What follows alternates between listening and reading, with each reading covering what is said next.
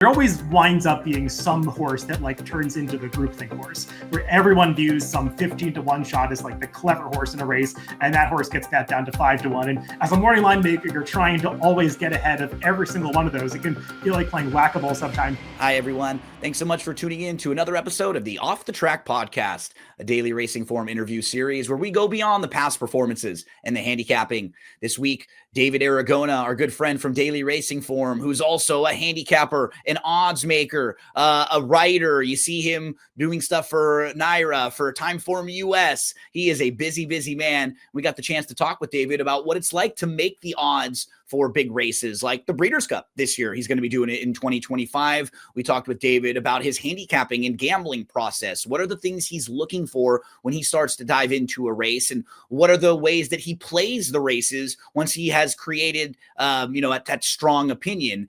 David also talked about his history, how he got involved in horse racing. It's a really fun conversation with David Aragona.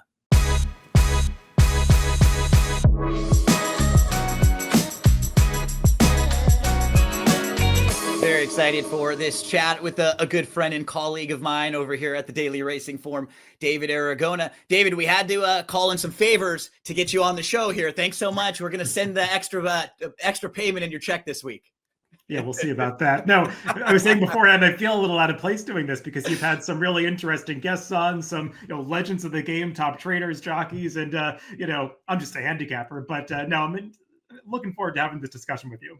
Well, that's actually where we can start because we are starting to get ready for the Breeders' Cup. Some people may hear this a little bit later. We're not going to really talk much about particular horses heading into the Breeders' Cup or anything. But as we prep, you are one who wears many different hats in the world of horse racing. I mean, we can start with the work that you do with New York and the New York Racing Association and NYRA over there. Tell us about the task that you do along with making the morning line for NYRA. Yeah, so I mean, I set the morning lines for NYRA. It's kind of an interesting position that I'm in because I'm employed by the Daily Racing Form, and I used to work for the old Timeform US before it got absorbed by the Racing Form. And when they brought me onto the Racing Form workforce, they were trying to carve out a role for me because I had my handicapping that I did, and this morning line position just happened to be opening up at NYRA because Eric Donovan, who did it before, was becoming the head of TV at NYRA, producing their shows on the Fox channel. So he couldn't be doing the morning line anymore. So there was that opening. And since I'm somebody who's focused on it, Mark Attenberg, who used to be with the Forum and was the Timeform US was his brainchild. He thought I might be somebody who would be good at doing morning lines. He thought I might have the right brain for it. So I've been doing that since early 2018. And it's been an interesting learning experience. But yeah, so I set the odds for all of the races at NYRA, Aqueduct for as long as we've got Aqueduct around, Belmont when it opens back up, and of course, Saratoga in the summer. So on top of that, we get to see your write-ups all the time. You're doing like daily selections on top of the setting the morning lines. Yep. Is that like, so you have stuff for NYRA on NYRA bets or on like the NYRA website, as well as daily selections on the Daily Racing Form, throughout the Daily Racing Form? Yeah, no, I mean, I do picks for the Racing Form along with Mike Beer. We, have our top 3 picks for all of the NYRA cards as is expected of, Racing Form handicappers. But yeah, I also do some analysis that's really focused on using the Timeform USPPs. That shows up, and I think a lot of people go to the NYRA website for that Timeform US analysis. So yeah, I'll have my picks there, and I'll do some more detailed write-ups there about how I'm thinking about a race, who I think the top contenders are, where I think the value is going to lie, how I watch trips. So I kind of try to lay out my handicapping process in those detailed write-ups. And then it's always appointment viewing when we get to see you on Talking Horses every now and then with Andy Serling. You pop in a few times here and there, and that's always a lot of fun. And for anyone who is handicapping the races that day, just a ton of knowledge between the both of you, because one thing we know about Andy, and when you're sitting down with someone like Andy, he's going to kind of bring it out of you. He's going to kind of force you to make sure you've done all the work. And if not, he's going to let you know about it. Yeah, no, I mean, I used to do that a lot more often, and it was fun. I mean, handicapping the races with a friend, but also somebody whose opinion you respect, like Andy Serling, is it was a real learning experience, and it was great fun to be able to go out to Aqueduct every weekend and do that. I haven't gotten that many opportunities to do it recently. I did it once at Saratoga this summer, but no, it's it's always useful to have a discussion and really a debate about the races with somebody whose opinion you respect, because it's not only edifying for the fans, but it really makes your opinion stronger because it makes you question the ways that you were thinking about things. And Andy's somebody who always makes me do that. So getting the opportunity to do that show with him for going back a number of years was really fun. And they do a great job with the whole TV talent crew at NYRA. Yeah, a lot of folks I used to work with over there from my old TVG days as well. And it makes you just a better handicapper and a gambler. It challenges you to sort of look at things maybe from a different perspective that people that you really respect are doing. And we do that quite a bit at Daily Racing Form too. I mean, you're doing the DRFTV previews. You've taken a big a big role in DRFTV over the last year. Dan Illman, who did such a great job for years, went over and is working with the Maryland Jockey Club over there and doing a fantastic job with Laurel and all the work they're doing there. And so you've taken on a much bigger role leading like DRFTV previews, race of the day stuff, stakes previews. I mean, right now you're doing top 10 lists for Breeders' Cup. You're doing the same sort of thing leading into the Derby. So I think about it sometimes with webinars, wagering strategies that you're writing, live streams. I even saw you do some acting. Is that right? Like some promotional videos for DRF this year? We don't want too many eyes on that Gino, but yeah, well, very, very little experience. But no, I mean, tons of respect for Dan Illman, who was leading the Daily Racing Form YouTube channel, DRFTV, for a long time. I'll never be able to match his level of professionalism. He's like the ultimate pro at helming that stuff. But no, it's been cool to take on some of that responsibility over the last year. Help along with our excellent team of Bobby and Lucia planning the content that we're going to put out on YouTube and the races we're going to cover, that sort of thing. So yeah, and getting the opportunity every week to debate the races with people like you, Mike Beer, Scott Shapiro, and as well as Ashley Mayu. It's a real privilege. So I definitely enjoy adding that to the work that I do. David, let's go back in time a little bit and let's talk about how it all got started for you. What are some of your early memories of horse racing? Like, how does that bug kind of catch for you for horse racing? Yeah, I mean, unlike a lot of people that are involved in the game, I didn't have like a family connection to somebody working in horse racing. I just grew up around my dad and my uncle, who were handicappers, bettors, just real students of the game. And they got really interested in horse racing going all the way back to the 1970s. It's actually, I've told this story a couple of times on different podcasts, but the first race that my dad and my uncle ever went to was when they were in college, and a friend was like, "Hey, there's a big race going on this weekend. We probably shouldn't miss it. A lot of friends are coming out. You should come." And happened to be Secretariat's Belmont Stakes we had in 1973. And seeing that performance live kind of just gave them the bug for horse racing. And after that, they were just consuming all of this, content, reading books by Andy Beyer. And, for a time, my dad was making his own speed figures, experimenting with that.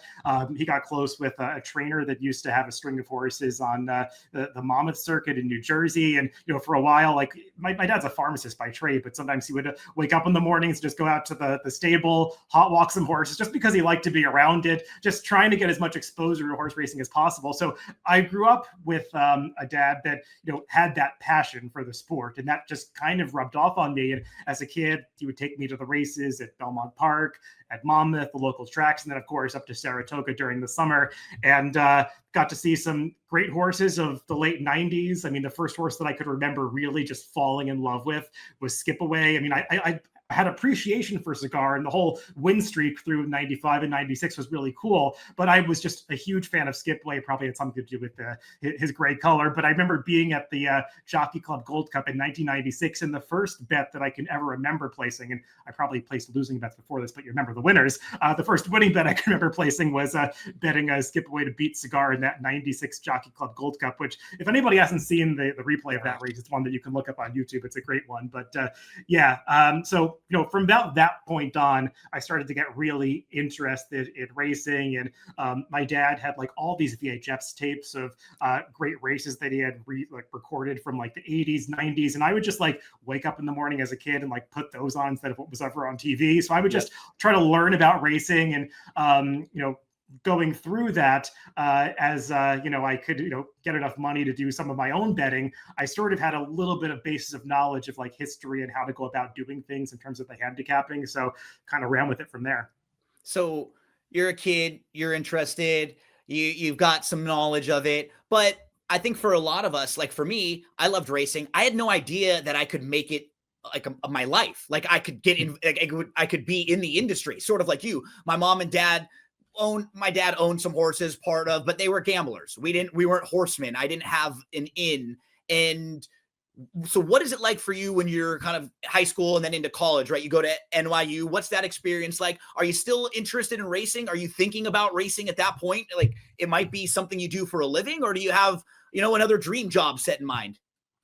No, I mean, racing was always a hobby for me. I really never was thinking about it as like a job. I didn't even think that was necessarily a possibility because a lot of the handicappers that I followed growing up, you just kind of felt like they were ageless and they would be doing it forever. So I wasn't even like thinking about like, oh, I'll ever be able to take one of those jobs. And, for me, it was just something fun to do on the side. It was like an outing with my dad. Every Saturday we would go over to the Meadowlands and watch the simulcast of the major races from around the country. So it was just something that I did on the weekends. And, as I got older and started to want to follow the sport more closely, you would start to, watch replays of weekday races, take notes about things. But that came a little bit later. I mean, there were points along my development where I tried to get friends of mine interested in racing. I mean, those typically didn't really go too far. I mean, I had some kids' birthday parties in elementary school at the Meadowlands, and my parents would have like the kids like have their parents sign permission slips so they could go to like a gambling establishment. But yeah, I mean, that never really caught on with friends of mine. So yeah, for a long time, it was just sort of like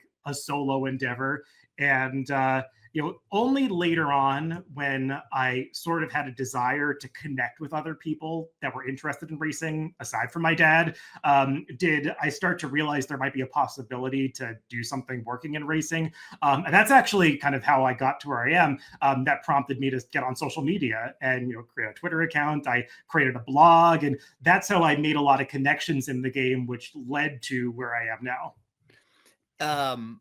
So before we get past college, give us a little bit more on what was your college experience like at NYU? What kind of stuff did you study? And like, who was David in college? David in college was somebody who really had no clue what he wanted to do, but knew what he was interested in. Yeah, they didn't have any courses on horse racing at NYU. No, I've always been really interested in music. So I actually double majored in college. I had a major in music. My parents would not allow me to just major in music and do nothing with it because I play the piano a little bit, but I was never going to be a professional musician. So I double majored in that and computer science, kind of taking like the math, stats, logic thing to that logical end. But I mean, I kind of got out of college not really wanting to be a programmer, and I didn't have like a obvious avenue to take the music to going anywhere. It was just something that I liked going to classical concerts and like learning about how music works and all that sort of thing. So for a while I've kind of had some lost years after college. I mean, I ended up working at Carnegie Hall in New York City and doing some web development for them, which kind of combined like the two things I worked on in college. But always on the side, I was following racing, from like the early 2010s is when I first started blogging about racing. I mean, some people watching this might remember my old That's a Horse to Watch blog, where I would kind of do a lot of what I do now, where I would, watch a lot of replays and, peg horses to follow and trips that I wanted to, to bet back and do some handicapping. So, I would, work during the day, and then every night I would go home, do some handicapping, write some blog entries, see how things did, and just try to have some fun with it, like track my results, making picks and things like that. Just sort of testing the waters of doing something in that space in horse racing. And for a while, I mean, whenever you start doing something like that, you do it and you feel like nobody's reading it. And for like a year of doing that, that was the case. But I kept at it because I enjoyed doing it. And eventually, after a while, like some industry people started to take notice, and one thing led to another. I think you had a pretty good day, right? One day that you had a couple of really big prices, and yeah, it's when you're sort of betting on yourself, or when you trust the work that you're doing, that you're going to have some of those days at some point, right? It's inevitable. We have the bad days. We're all going to have some of those good days. You had a really good day, and a day that like is like memorable, and that people started taking notice. You get a few more clicks, and that just starts building some momentum for you. Yeah, I know. I kind of look back on those times fondly when like nobody was following me, and like I could pick a 50-1 shot. It would go off at 50-1 because other people wouldn't be betting on it too. Yep. But no, yeah, I was writing that blog for like, I don't know, probably 8 months. I think I started like February 2012. So like the end of that year, I was handicapping some fall races at Aqueduct, and it was like typical Aqueduct card, a few like New York bred maiden races. And I thought there were like 3 interesting races on the card. And kind of like I do now, I try to, see what the interesting races are, write up those races, highlight some horses, and maybe only recommend, 3-4 plays a day. And I think I highlighted 3 races that day. One was like a logical winner, it was like 4-1, but the other 2 horses were long shots. They were both maiden races. I think New York bred maiden races on the turf. One of them went off at 75-1. The other went off at 50-1. They both won on the same day. So, forget having win bets on those horses. I think I also had like a person like a pick 4 that like ended in the 50-1 shot. So it was a great day, from a betting standpoint, but also it got a lot of eyes on what I was doing. And like, you hit a couple long shots and suddenly people are like, oh, I want to follow that guy.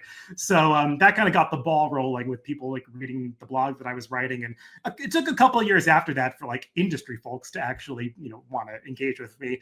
But that was like the first thing that really like made me feel like I wanted to keep doing what I was doing. Who were some of the people that were early on and that were very helpful for you getting into the industry? Really, one of the first people that ever reached out to me, which I was like blown away by because he was an idol of mine and somebody who was like really influential on my handicapping, was Andy Serling. Yeah. He followed me on Twitter one day. I guess followed the tweets that I was composing about horses that I liked and the reasoning behind them. And he just sent me a DM on Twitter one summer. I think it was back in 2013, probably 2014. It was just like, hey, we should grab lunch one day. I like what you're doing. I like to help, young people that have a passion for the game. So let's just talk about what you want to do in horse racing. And we met up for lunch. I was like starstruck. It was awesome to just be able to, because remember, like I didn't have friends that were into the races. No. I could talk about them with my dad. I made some friends online, but it's not quite the same as like meeting somebody who like whose opinion you respect and like know like the back of your hand in person and being able to debate the races with them. So that was really cool. And he didn't have like a job for me at the time, but it was just a real vote of confidence in what I was doing to have somebody be interested in the path that I was going down. And I've never actually asked Andy if he like talked to Mark Attenberg explicitly, but a little while after that, Mark Attenberg, who started Timeform US and had been at the Racing Form and came back to the Racing Form thereafter, he reached out to me and mentioned that there was going to be a job opening up at Timeform US when that was still an independent company before it got folded back into the Racing Form, and wanted, he had heard about me through some racing people and wanted to know if I'd be interested in doing some part-time handicapping for Timeform US. And that was sort of like my intro to working and racing. And, from there, things, it kind of progressed literally from there, but that's how I got to this job at the Racing Form. That experience that you talked about meeting Andy, who is one of the sharper handicappers of anyone out there.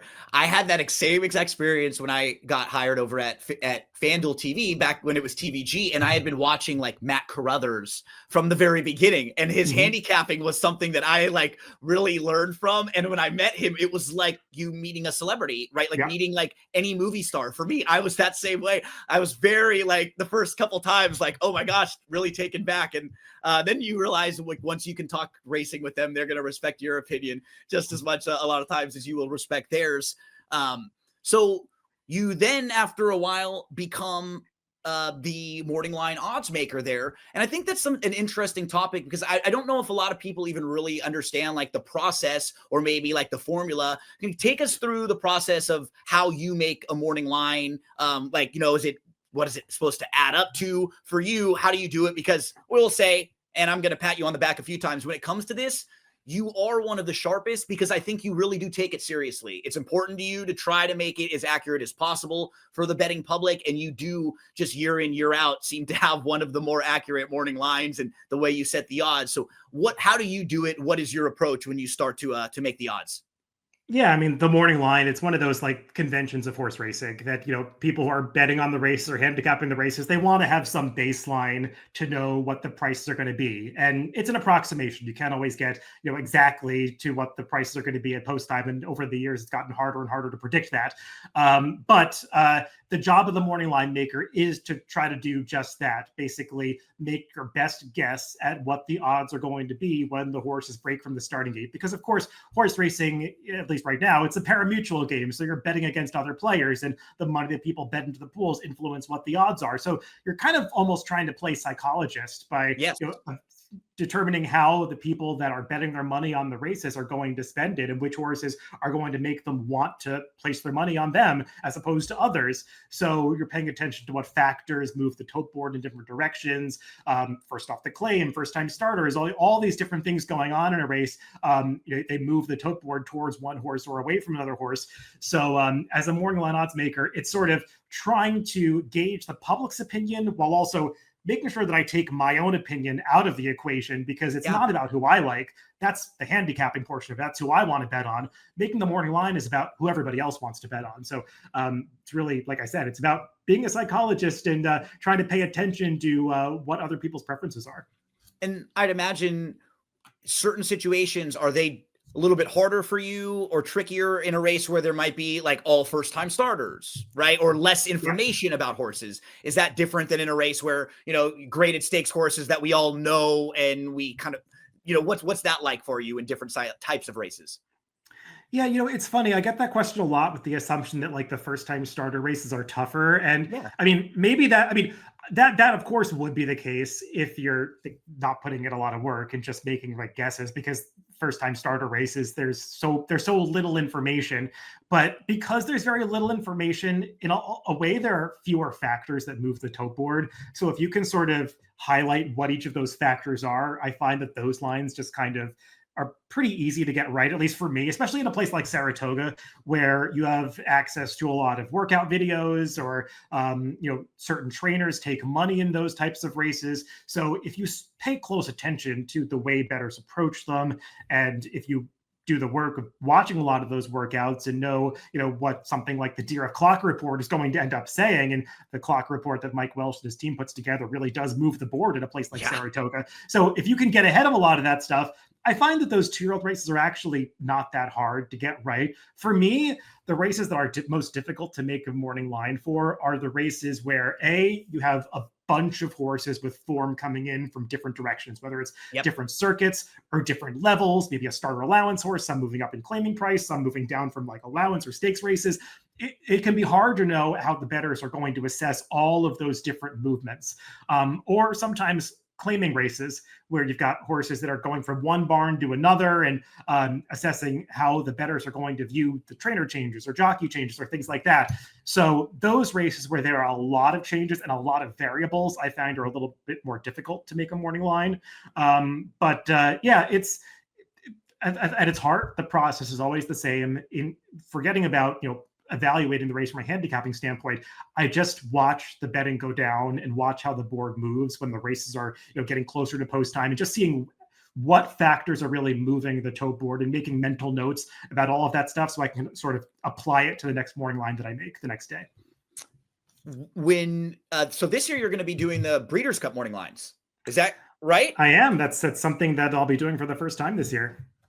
So I'm curious about that, right? Because we know a lot of these horses, but there are a lot of those different variables you're talking about, right? Where they're coming from all over the world, but their form probably holds a little bit better because they're the top quality, top class horses. What are some of the things you think might be maybe challenging for you when you're doing that? Yeah, I mean, the Breeders' Cup morning lines, I've never done it before. I've done morning lines for some major races. Obviously, I do the Belmont Stakes every year, doing the morning lines for the NYRA tracks. And for major races like that, you do have the opportunity to kind of know how the fields are coming together ahead of time. So the advantage is you have more time to sort of ruminate over it and think about how each horse is going to compare to each other. And for those major races, sometimes like the Breeders' Cup, you can look at exchanges or bookmaker odds from overseas to sort of get a sense of how other players are viewing these horses, how the odds lines are moving. So I do check out all of that stuff, but I always have to sort of center myself on what I know moves the tote board, the observations that I've made that allow me to make the morning lines in any kind of race. So that's always kind of the final say for me. Just that gut feeling from knowing what you have observed over the past few years of doing this. So, but for races like for a day like the Breeders' Cup, the biggest difficulty is just the volume of races and the volume of horses, and just making sure you don't let anything slip through the cracks, because with so many eyes on a major race day like that, everyone's trying to make a score, have a really clever opinion, and there always winds up being some horse that like turns into the groupthink horse, where everyone views some 15-1 shot as like the clever horse in a race, and that horse gets bet down to 5-1. And as a morning line maker, you're trying to always get ahead of every single one of those. It can feel like playing whack-a-mole sometimes, where you make a line and I try to go over it to do like the final check, and I'm like, wait a minute, who's going to be the clever wise guy horse in this race? And then I'll knock down the price on that horse. You're always trying to find those horses and get ahead of them as a morning line maker. And with the Breeders' Cup, you know that there are going to be those horses. I'm trying to have as few as possible slip through the cracks like that, but it's tough. There's always going to be some, because bettors, when they're trying to make a score on Breeders' Cup day, they like to look for those prices, and some of them will get bet down. Recently, we've seen a trend over the last couple of years in horse racing with the late odd shifts, the CAW wagering, those big changes. Do you take those kinds of things into play? Like, does anything like that come into account when you're making odds and setting the lines? It's been a bit of an adjustment, just in terms of seeing how what is and what is not accounted for in the win pool. Because I mean, I should mention, I primarily do the morning lines at the NYRA racetracks in New York, and they have a rule in place. They have for I think the past 4 years now, where they do not allow the CAW teams to play in the win pool once it gets past 2 minutes to post, within that window from 2 minutes to post time. And effectively, that removes a lot of the CAW play from the pool, because especially in the win pool, this isn't the case for all the pools, but in the win pool, the big advantage for the computer teams, the CAW players, is to bet at the last minute, because you already know what the odds are going to be, just changed by whatever the computer teams throw into the pools at the last second. So, I mean, there's always an advantage, but players at any level in a pari-mutuel system, knowing what the odds are going to be, allows you to bet with more confidence. So by sort of taking that away, it does sort of push those players out of the win pool, and it creates a situation, and we've seen it not just at NYRA, but now at Del Mar and Santa Anita, where they've implemented the same rule in the past few months, that you don't see those late odds shifts anymore. So from a morning line perspective, there is no longer that sort of correction, is what I would call it, in the pool to basically make a horse that is an overlay the price that it should be according to those CAW algorithms. So maybe if I were doing the morning line at a different circuit, I would have to know what kinds of horses the CAW teams were betting down, so I could factor that into the price on the win pool for my morning lines. But at a place like NYRA, I don't have to do that, because it's typically not that kind of money moving the odds to what they'll ultimately be. What's that balance like for you as an odds maker, making the morning line, and being a handicapper, gambler? You were kind of hitting on it a little bit earlier. I'd imagine you have to either be very disciplined or sort of, you tell us, what is your process, right? How do you start? Do you do the line and then the gambling? Take us through it. When I started, I would do the line, hard stop, like next day do the handicapping, and that was like the process that worked for me at the start. As I've gotten deeper into it, I've had to sort of meld the two a little bit, because well, there is the situation now, kind of unfortunately, where a lot of people do seem to follow what I do. And if I want to pick a 20-1 shot now, I kind of can't pick a 20-1 shot on the morning line and expect it to be 20-1 in a lot of situations. So there will be situations where I'm making the morning line where, and it's not just me, where I'll have to sort of spot a long shot and be real with myself about whether people that move the board, handicappers, whether it's me or whether it's, people that view the races like I do, are going to view that as an interesting horse. And I'll want to knock down the price on that long shot a little bit. So that part of it makes me sort of meld the morning line process, which, just to kind of boil it down, the morning line process, I kind of call it like dumbed down handicapping. Like, you're trying to focus on the the really obvious factors that are going to move the tote board. I mean, there's a saying like, if it's in the PPs, it's in the price. Like whatever's printed in the daily racing form is probably going to go show up in the odds. It's those extra factors. Like, did a horse have a subtle trip last time? How obvious was that trip? Is it going to show up in the price? Asking questions like that are usually more part of the handicapping process for me. I'll try to focus to fold that into the morning line when it seems appropriate. So it's sort of mixing those two to the right combination to feel like I'm getting to an accurate line. Because if I'm doing too much of the latter, then I'm putting too much of myself into the morning line, and it starts to become my opinion. And that's not a good line when the line is representing my opinion as to opposed to how everybody else is going to view the race. When you start to handicap a race for the first time, and let's say it's a race that you don't have a whole lot of prior information or prior notes about these horses, not an NYRA, NYRA race where you know a lot of these runners, what's like, give us a little bit of your handicapping process when you take the PPs. Do you look at the replay right away, or, how do you dive right into the number one horse when you're looking at a new track? Yeah, I mean, let's take a lightly raced horse, for example. Because with horses like that, I always try to start with the question, okay, what is this horse's story? And I try to take it back to the start. We go from the purchase price at auction. If the horse was a homebred or it sold at auction, what were the expectations? And then where did this horse end up? So if it's a lightly raced horse, how long did it take it to get to the races after its auction?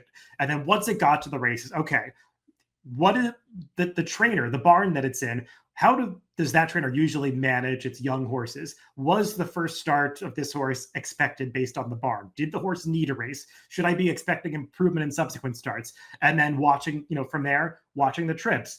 How did this horse run? What can I learn about this horse from watching it run? Or sometimes even if I'm handicapping races Saratoga, and let's say I'm watching workouts before the horses start, what can I learn from watching those workouts? So, just starting at those building blocks of building the horse's story, the expectations, and then the attributes of the horse. And you do want to know what those attributes are at the start. That helps you inform how you're going to evaluate that horse in subsequent starts. But you also want to be flexible and continue updating that opinion as the horse continues to perform. Because the worst thing that I see some handicappers do is they develop an opinion about a horse, in one race, and then they hold on to that opinion despite what the horse does in subsequent starts. And you do want to be flexible because horses change over time, and the intent around performance changes over time. Some trainers don't have the first race as the ultimate goal, or even the first race off the claim as the ultimate goal. And you want to sort of know what the plan is. You want to take form cycles into the equation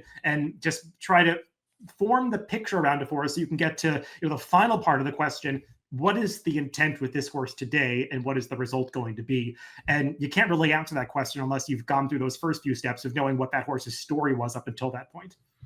One thing in following along with your work through the years and talking with you, I think there are handicappers that might typecast themselves. I'm a speed handicapper, or I play a lot of these connections. I think when you have as many hats as you wear and you're playing, host and an analyst as well as gambler and setting the odds, you have to really be very comprehensive kind of overall. It doesn't seem like you necessarily do one particular thing, but I mean, going through, do you have a checklist of things you're going through or things you're trying to hit, race shape, pace projecting, replays, formulator facts? These are all things, charts that I've seen you quote or, reference in your handicapping, not necessarily just one particular thing. Is that what you're trying to be, just as much of a full circle handicapper as possible? Yeah, I mean, I would put it that way. It's like, let's be honest, betting on horse racing is tough these days. I mean, we talked about the computer teams earlier. I mean, they're turning over every stone, and they're factoring all of these data points into their algorithms, and that's who you're competing against. So to do it effectively, you sort of have to try to be pretty thorough. You can't be nearly as thorough as the computer teams can be, but you want to be as thorough as possible. So that's always kind of been the hallmark for me. It's, when you're telling the story of that horse, you don't want to overlook something obvious. So I try to turn over all of those stones to sort of see if I can figure something out about the horse. I mean, sometimes you'll look up trainer stats for a trainer and there's just nothing interesting to find. The stats are inconclusive. And you sort of have to, okay, I spent some time looking that up and I'll let it be. And it's not really a factor. But sometimes you go watch the replays and there's something way more interesting than you thought there was going to be. Wow. You might look up a pedigree. You might look up who the horse's dam siblings were and find, oh, well, I didn't see a whole lot of turf in this pedigree right away, but this horse's dam is a half sister to 5 turf winners. So this is a hidden turf pedigree. So there is value in sort of going through those steps of trying to figure out what is hidden in the past performances that isn't obvious from just a glance at what is in, let's say, the DRF Classic PPs. It can be time consuming. And sometimes you spend a lot of time on a race and it's fruitless. Maybe you find some interesting things, but you can't put all the pieces together and it's a race that you're just not really that interested in betting. That happens a lot, but that's part of being a good gambler, to know when you found a bet and when you didn't. As much work as you did on the race, it's not like you have to bet the race just because you spent an hour on it. That's something I have a hard time with too, right? When you put the time in to work on the race, you've done all the time and effort, and then you get there, you feel like you have to because you're going to miss out. But that's one of the being disciplined is one of the biggest things in kind of taking that next step as a gambler. I think that's something that we all struggle with in racing. I struggle with it, feeling like you earned the right to bet on a race because you did work on it. And that's not the way it should be. You should, once you do all that work, you've got to do that final step of being honest with yourself about, okay, how much confidence do I really have in the opinions that I've landed upon? And if I don't have confidence, is it because I veered away from an opinion that I would have had more confidence in because I was opposed to it for some reason? Did I try too hard to get to a long shot when it was just really obvious that a favorite is going to win the race? And I didn't want to land on that opinion because it would mean I'm not going to bet on the race. Those are hard questions you have to ask of yourself as a gambler. And that is separate from the handicapping. The handicapping process is what it is. It's turning those stones over. But I think that can be a hard thing for a lot of handicappers that are sort of in my lane, where you're trying to find all the information. Once you found the information, you have to go through that extra step of figuring out, okay, what is a good bet? And sometimes it's a totally separate conversation from all the questions you're asking for yourself before. Two things that you've already hit on are things that I was kind of taught or I remembered really early. The first was, when you start handicapping, look from the beginning up, not from the most recent past performances. And as soon as you said that, I was like, man, I remember like really enjoying hearing somebody say that.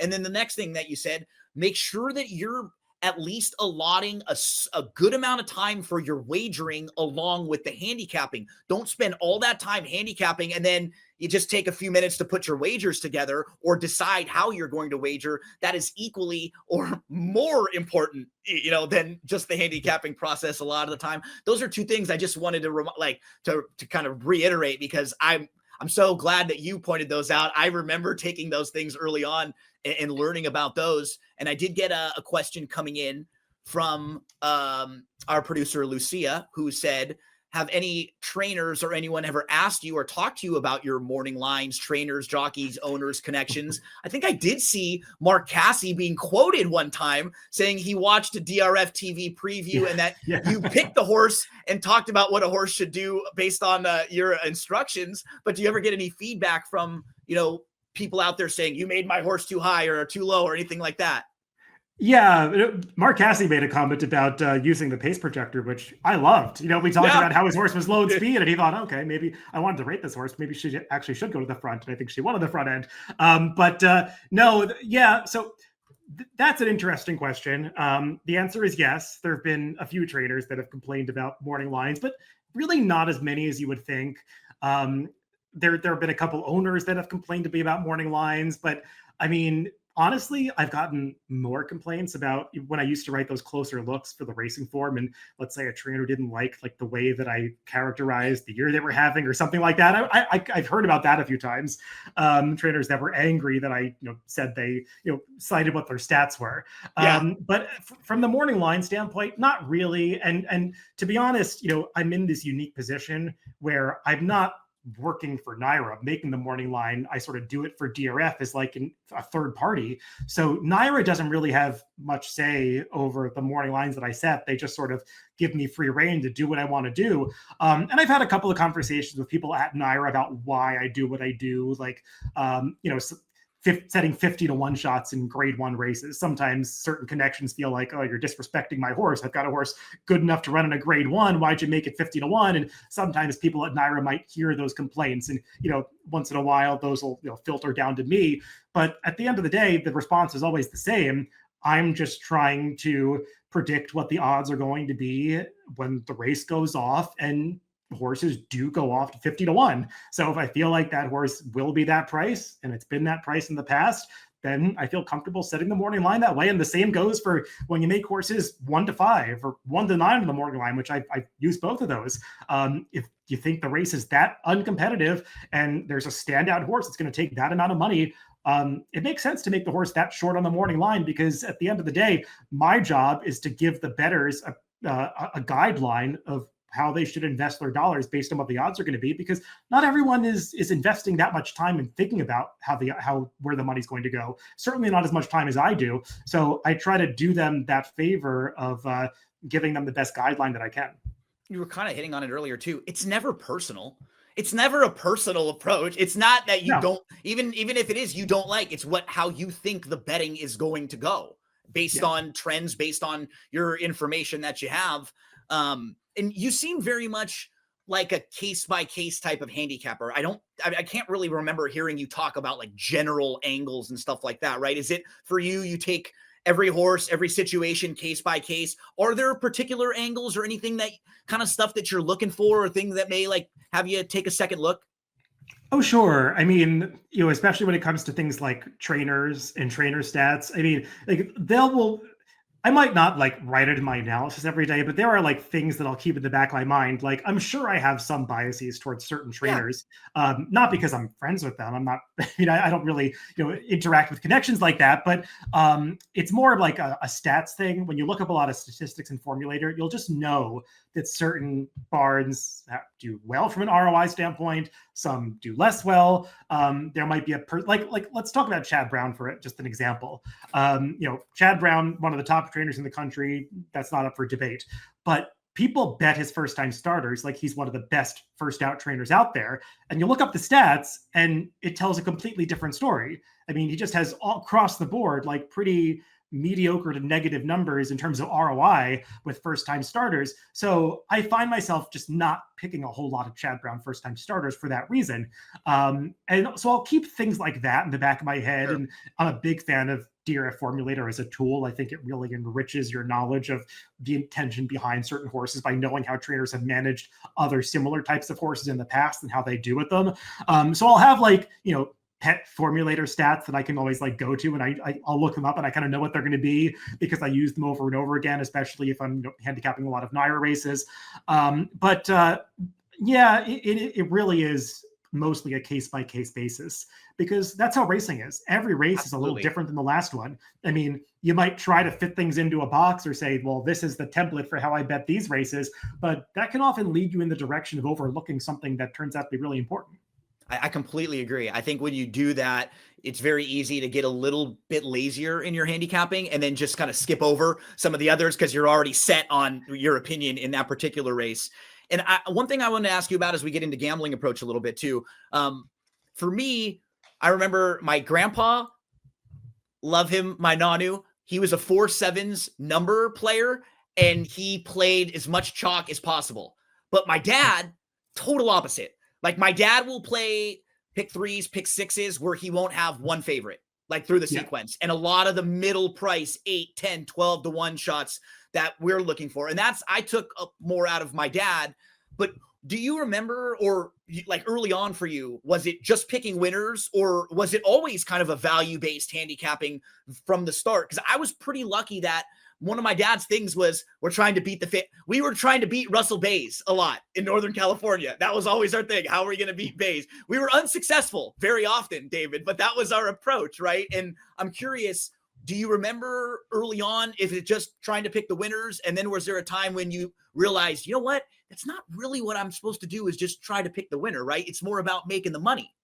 Yeah, growing up with my dad and my uncle, that was sort of ingrained in me from a very early age. More so from my dad, who loves to find a long shot. Even today, I'll talk about the races with him, and I'll make the case for some 10-1 shot, and it's like he's always got a one up me. He's like, "Well, how about this 20-1 shot? What's the knock against him?" So, I mean, we have those conversations where, like, always trying to find the alternative view.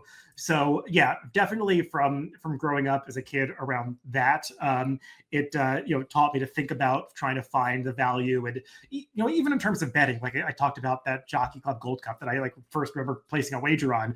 I mean, my dad would have told me, like, it doesn't make any sense to bet cigar. I mean, sure, if you want a souvenir ticket to like hold on to for the next 20 years, like you could have a bet on cigar and his like 17th win. But if you're going to bet the race, you might as well go for the horse that's the better price. So that's something that's always been with me. And even like when I was really getting more interested in the handicapping process, like in my teenage years, I was following handicappers like Andy Serling, who that's their bread and butter, trying to find trying to find the interesting price horses. I used to love going to those that used to go to Saratoga in like the late 90s and early 2000s. So I remember I used to love going to those handicapping seminars at Ciro's outside the track, where Harvey Pack would host, and he would have on like great handicappers from the 80s and 90s who whether they were working at the track or not. You had Steve Christ on that show. Andy Serling would be a common guest, Paul Kornman. So just listening to guests like that would always sort of push me in the direction of trying to find the things that were not obvious in the past performances. And, listen to somebody like Andy Serling handicap a race at Ciro's when I was like a 13-year-old would send me, right to the replay center at Saratoga to try to watch the trip that I just heard about so I could learn how to, spot trouble in that way. So yeah, those were things that were with me from a pretty young age in the handicapping journey. What types of wagers do you play the most? How do you kind of play your bankroll? This is a kind of a disappointing answer, but it depends on the type of race. Sure. I use all the types of wagers. And okay, well, that's good. You don't just specify on a few. You do play all the different types, or many different types. Like, if I'm being honest, I rarely if ever play a pick six, just because it's just not the kind of way. It's not the kind of way that I invest my bankroll personally. I know some people love to go after those types of wagers. For me, it's just not especially with me focusing on trying to find price horses. The pick six can be a difficult wager for someone that looks at the races the way that I do, because you have to use some logical horses that you might not love if you're trying to hit a pick six, because it's about stringing together six winners, and there's not going to be a clever alternative pick winning every single race in a 6-horse sequence. So I don't play that very much. I play the pick fives a little bit, probably not as much as I used to, but I make a lot of win wagers. That's like the bread and butter for me, trying to find that value. It's really easy these days to play the win pool at NYRA, where you know what price you're getting for the most part. So I do that.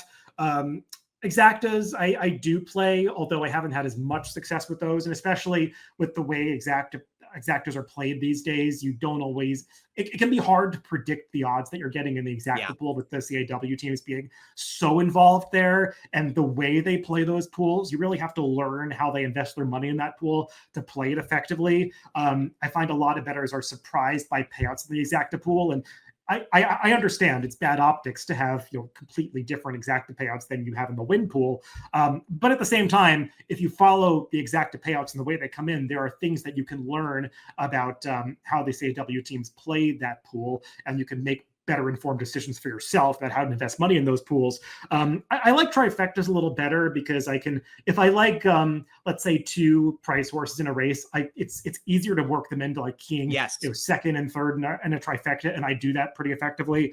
So I'll use those types, and then doubles and pick threes, like kind of the remaining wager types, stringing together multiple races. I'll use those sparingly where I feel like it would be to my benefit.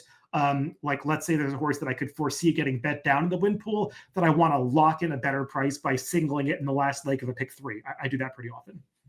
Love the way you describe how and why you use some of those particular wagers. Okay, if you could change just one thing about horse racing, just one, David, only one, give us maybe one thing that you might change. Wow. Well, Right? That's a that's a tough podcast in question itself, because right? there That's are a a whole lot. podcast. Yeah, and there would be some heated debate over what is the thing that most needs change in horse racing.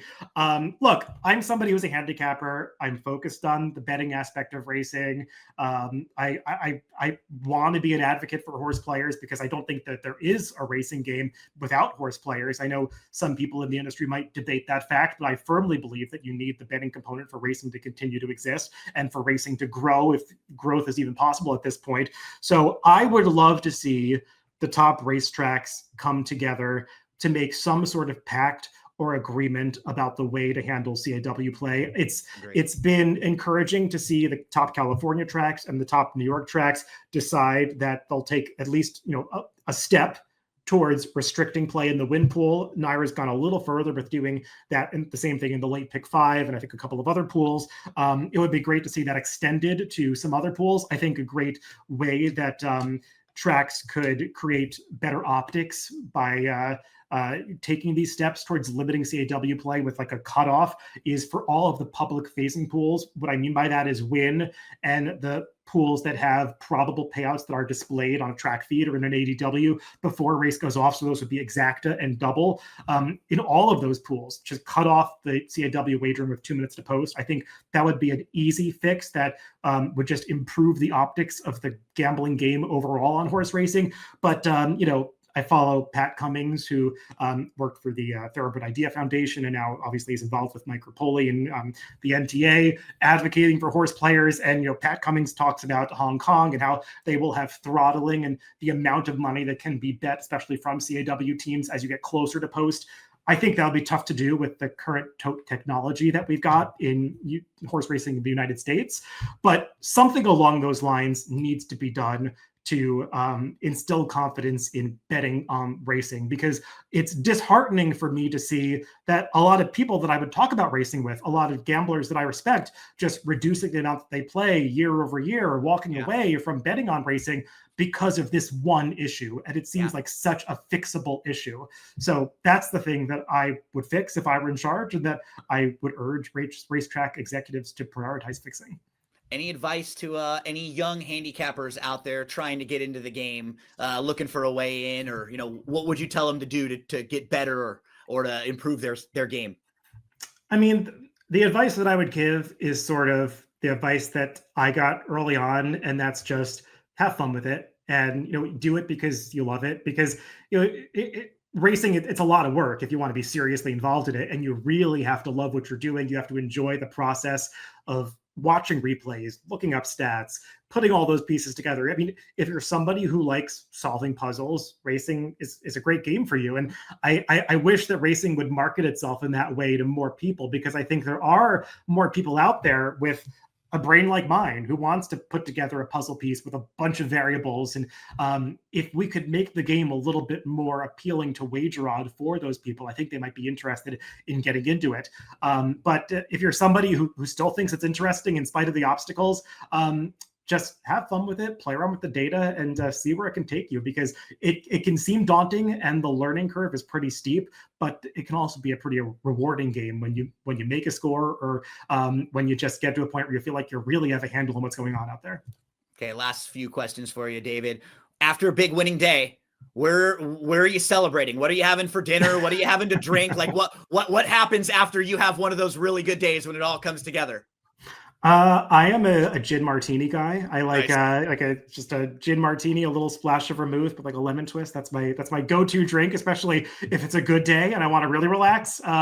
But yeah, I mean, I like to have a nice meal. So a celebratory meal after a big score, that's the best. But yeah, I live in Jersey City. We've got some nice restaurants where I can get some pretty good cocktails. So yeah, that's definitely the preference for me. I'm a craft cocktail kind of guy, but the martini, that's the number one drink. People see your picks all the time. They read your analysis. What's something you think that some people may not know about David Aragona? Wow. Well, I think I've mentioned some of the stuff. Yeah. I'm really into music. I'm a big audiophile. I do a lot of listening to music while I'm doing my work. So that's something that some people might not know about me. But beyond that, I mean, I don't know. I feel like I'm kind of boring. Like like a lot of people in racing, it consumes so much of your life. Yes. You know, when your hobby becomes your job, it's hard to have too many other hobbies. I mean, there are other things that I'm interested in, like going to concerts, like TV shows. We could talk about like other facets of my interest, but I don't know if we have time for all of that. David, man, we appreciate you so much. And I got to say, I've had a lot of different roles through the years. My grays are coming in when the hair comes in. So I'm getting a little bit older now. I've worked with a lot of different handicappers, and I am always so privileged and excited to get to sit down and chat with you. I mean, I always learn something from you. There's always something, even when I feel like I've done everything, you're always going to find something that I was like, man, what we've been talking about with Andy Serling and some of those really good handicappers, you do that for me. And I know you do that for a lot of other people too. So we all appreciate how much time and effort you put in. We all notice it with the morning lines and the odds and the gambling and everything. So I'll kiss your butt a little bit here at the end, but I really do appreciate all the hard work you do. And you make me a better handicapper and gambler too. So thank you. Well, Gino, I'm going to throw it back at you because I really appreciate what you're doing with this podcast. You've had some great guests on. This is a great diversification to what we're putting out on our social media channels and on YouTube and now the podcast platforms. You've had some really interesting guests on, some interesting conversations. So people, if you're listening to this episode of Off the Track, make sure you go back and listen to some of the other guests that Gino's had on this podcast because you're doing a great job. And I admire your seemingly boundless enthusiasm for this game. Thank you, David. We really appreciate everything. We'll be following along with you on social media. That's Horse to Watch is probably the best place, right? You do a great job of plugging all your stuff there, a lot of your work. Anything we want to follow along with, we can follow along with David there. And don't go anywhere. We'll always have another guest, and we'll always have a nice way to say goodbye on this episode of the Off the Track podcast.